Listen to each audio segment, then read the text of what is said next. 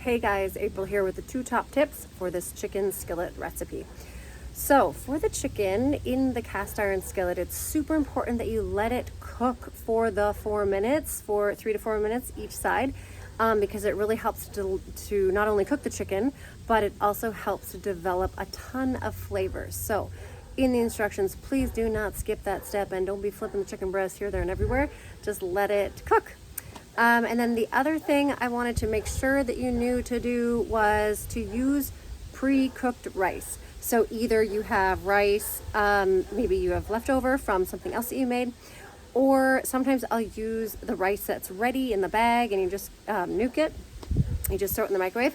So the rice, you don't have to warm the rice, that stuff, but it has to be cooked. So don't use dry rice. That's all I'm saying. So just make sure your rice is cooked, and then obviously it will get nice and hot once you put that cast iron pan into the oven and cook everything together. So I really hope you love this chicken and rice skillet recipe. We really love it.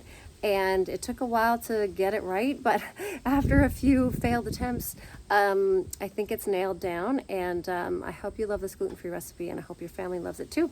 Okay, I'll see you soon. Bye.